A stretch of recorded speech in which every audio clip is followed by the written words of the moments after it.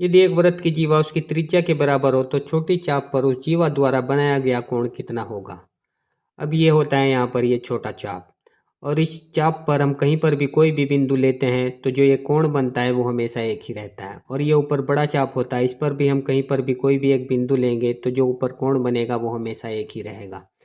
अब ये वृत्त की जो जीवा है ए बी, ये वृत्त की त्रिज्या के बराबर दिया है, तो ये तीनों भुजाएं यहाँ पर बराबर हो जाएंगी जब ये वृत्त की त्रिज्या के बराबर है। जब तीनों भुजाएं बराबर हो गई तो तीनों कोण भी बराबर होंगे, यानी कि ये प्रत्येक कोण 60 डिग्री का होगा तो ये 60 डिग्री हो जाएगा।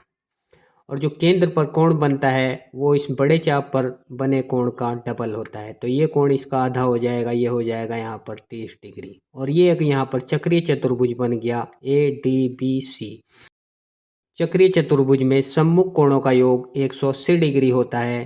तो 30, ये 30 है तो ये किस तरह से निकालेंगे, 180 में से माइनस कर देंगे। 180 में से जब 30 माइनस करेंगे तो आएगा 150 डिग्री, और ऑप्शन सी यहाँ पर राइट आंसर होगा। अब नेक्स्ट क्वेश्चन,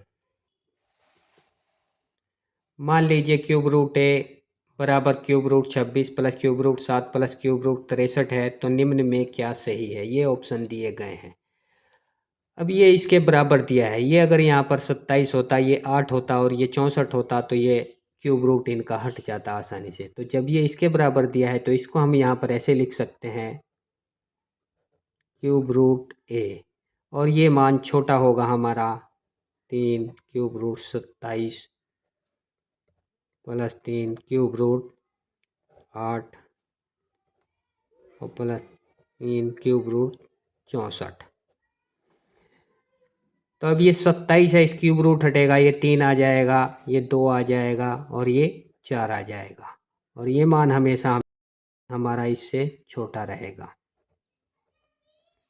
तो 3 2 5 और 4 हो गया 9, और ये इधर है क्यूब रूट में ए। तो ए बराबर कितना हो जाएगा, यहाँ से इसका क्यूब रूट हटेगा, इसका क्यूब हो जाएगा, ये हो जाएगा 9 का क्यूब, और 9 का क्यूब होता है 729।